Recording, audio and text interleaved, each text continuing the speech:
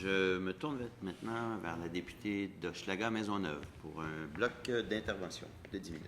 Merci beaucoup, Monsieur le Président. M. Marcelet, est-ce que les gens qui vous accompagnent, je vous salue. J'ai participé en 2011 à l'adoption de la loi 16, sur la certification des résidences privées pour aînés. Dans le cadre de l'adoption de cette loi, on avait donné des modalités qui devaient être faites pour le coroner. On se rappellera plusieurs décès dans les résidences privées pour aînés et avait été, je me rappelle, Madame Trudel en avait fait quelques rapports, des gens décédés au bout de la sonnette d'urgence, des gens qui avaient été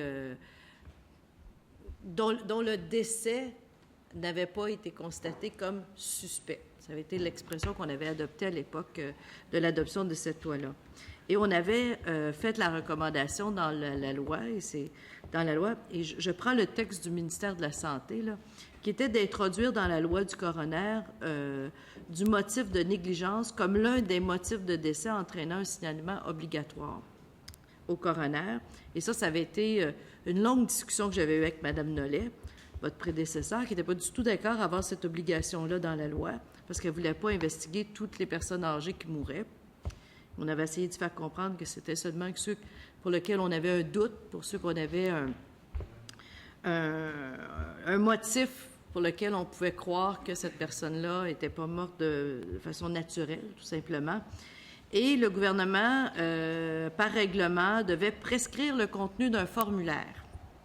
On s'est longtemps obstiné sur le formulaire. Il y avait un modèle ontarien de ce formulaire-là. Alors, il devait être produit un formulaire version québécoise. Alors, j'aimerais savoir de votre part où on en est là-dessus. Est-ce que la loi a été modifiée du coroner? Est-ce que le formulaire est actuellement en vigueur? Sinon, quand tout ça vous arrivera? Monsieur le coroner. Madame la députée d'Hochelaga-Maisonneuve, permettez-moi peut-être, avant de répondre plus spécifiquement à votre question, de remettre un peu quelques détails en perspective. Alors, effectivement, en 2010-2011, il y a eu un certain nombre de décès dans des centres d'hébergement qui a provoqué un requestionnement de tout ce qui entoure la protection des personnes aînées résidant dans ces centres-là. Il y a eu un projet de loi qui a été déposé, projet de loi 16, vous l'avez mentionné. Ce projet de loi visait à resserrer les normes de service des établissements et contenait des dispositions qui modifient la loi des coroners, la loi sur la recherche des causes et circonstances de décès. Le projet de loi a fait, puis vous étiez partie prenante, si je ne m'abuse, a fait l'objet de consultations publiques, de nombreuses discussions en commission parlementaire. 78 heures. 78 heures. Bon. Alors, je regrette de ne pas bénéficier autant de délais, Monsieur le Président. Mais, donc, le projet de loi a fait l'objet de plusieurs discussions. Et vous avez fait référence au programme de l'Ontario. Certains souhaitaient qu'on calque le modèle d'Ontario au Québec. Modèle d'Ontario, systématiquement, tous les décès sont acheminés au bureau du coroner. Et de façon aléatoire, le coroner, les coroners, à la pige, font une analyse sur dossier. On comprend que le modèle Ontario, puis c'est important que je vous le précise, une fois que l'analyse est faite, la plupart du temps, la personne décédée est déjà inhumée. Là. C'est-à-dire, il n'y a pas d'autopsie, on ne peut plus revenir en arrière. Là. D'ailleurs, le coroner de l'Ontario de l'époque a, au terme d'un article du Toronto Star, je pense, du 13... Je me pense vraiment comme un examen, du 13 novembre 2013, mentionnait que c'est pas si évident que ça, la mesure qu'ils ont adoptée, parce que ça ne donne pas des résultats escomptés. Ferme la parenthèse. Alors, suite aux 78 heures de discussion, le gouvernement a décidé de ne pas prendre ce modèle-là. A plutôt décidé d'introduire dans notre loi la notion d'apparence de négligence. Ce qui fait en sorte que toute personne, soit dans les milieux hospitaliers, une police, n'importe qui qui est témoin d'une apparence de négligence, c'est plus fort que la négligence, d'une apparence de négligence, doit le dénoncer. Je dis bien doit le dénoncer, à défaut de peine pénale. Alors, c'est le contenu de la loi et le fruit des discussions que vous avez eues à l'époque qui a fait en sorte que la notion de négligence ou d'apparence de négligence a été rajoutée dans notre loi. Ceci étant dit, il y a eu aussi des discussions. Certains groupes voulaient, on parlait d'annexe ou de modifier la déclaration de décès, communément appelée la SP3. J'ouvre une petite parenthèse. Il faut savoir que ce dossier-là était mené par la santé. Ce n'est pas un dossier mené par le bureau du coroner. Le porteur de ce projet de loi-là, c'était la santé.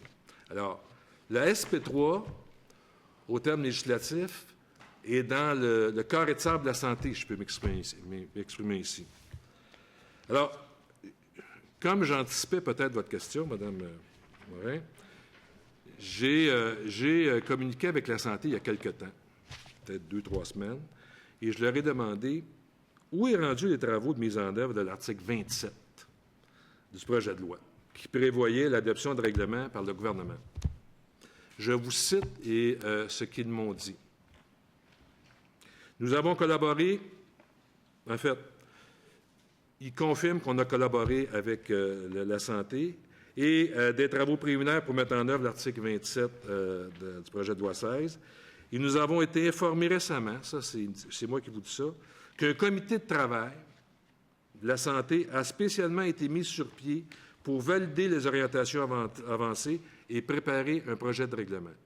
Alors, je peux vous confirmer, Mme Morin, que le dossier est sur la planche à dessin de la santé et que le comité est en train de travailler sur un projet de règlement qui va répondre à vos attentes.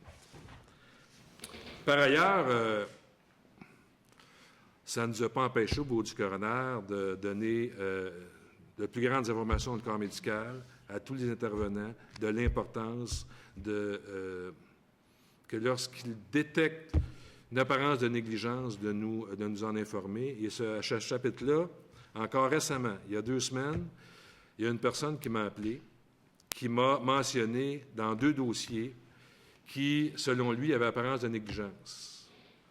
Immédiatement, je ne me pose même pas la question, j'assigne un coroner pour qu'il puisse analyser les allégations de la personne et, après sa première analyse, décide de prendre avis ou de dire que ce n'est pas un cas de coroner. Dans tous les cas. En plus, il arrive dans certains cas où on peut déceler qu'un centre d'hébergement a quelques décès dans une courte période. On est à l'affût de ça. Ce que je fais, et que les différents coroners sont saisis, ce que je fais, et ce que j'ai fait, dans tous les cas, je convoque les coroners saisis de ces dossiers-là dans un centre d'hébergement par conférence téléphonique et je procède à un échange des cas de chacun pour que moi, je puisse juger de l'utilité d'aller plus loin ou de laisser les coroners faire leur travail d'investigation par le biais d'une enquête d'investigation. Vous voyez où je vais en venir? S'il arrive un jour un cas où les informations me sont données et font en sorte que les dispositions de la loi qui nous gouvernent me dirigent vers d'aller plus loin, donc parce que c'est utile de faire une enquête plus approfondie, je le ferai. Ce n'est pas le cas pour l'instant. Alors, vous voyez qu'on est très sensible à ce phénomène-là. On sait que c'est un sujet sensible auprès de la population, mais soyez assurés que pour tous les cas, on est sensible, mais particulièrement pour ce groupe de personnes-là, je pense qu'on est à l'affût et ne soyez pas inquiètes là, sur notre diligence d'agir promptement lorsqu'arrivent des dossiers semblables. Alors, je ne sais pas si je réponds bien à votre question. Je vous remercie, M. le coroner. Pour un notaire, vous avez le don de la parole quand même. Je l'avais dit. Hein? Madame la députée de Chagrin-Maisonneuve, il reste quelques secondes. Je vais prendre mes quelques secondes. J'aimerais juste, puis vous pourrez nous répondre peut-être plus succinctement. Mais c'est excellent, c'est excellent. Je déplore juste que le comité de travail, depuis 2011, on n'a quand même pas encore de résultats, mais ça, on peut le déplorer. il n'y aurait pas lieu, parce qu'il y a une obligation à dénoncer l'apparence de négligence. Il n'y aurait pas lieu, justement, de mieux informer les citoyens de cette notion-là de l'apparence de négligence et qu'ils ont le pouvoir, la famille a le pouvoir, les amis, les gens qui entourent, le personnel d'un centre d'hébergement a aussi ce pouvoir-là. Alors, je me pose la question s'il n'y aurait pas lieu, justement, d'avoir une plus grande diffusion auprès de la population de ce pouvoir-là qu'ils ont, de pouvoir faire déclencher un réflexe, en tout cas une enquête ou une procédure par ce pouvoir-là qu'ils ont sur l'apparence de négligence. Parce que lorsque je vous ai parlé depuis le début de la commission du plan d'action en réponse aux protecteurs du citoyen, mais parallèlement à ça, nous travaillons sur la planification stratégique. Et dans le cadre de la planification stratégique, il y a un plan de communication qui est en train de s'élaborer. Et je ne peux pas vous donner le résultat de le fruit de nos réflexions, ils ne sont pas terminés. Mais ce que je peux vous dire, c'est que ce que vous mentionnez, c'est dans nos cartons. Je vous remercie, Excellent. Monsieur le coroner en chef.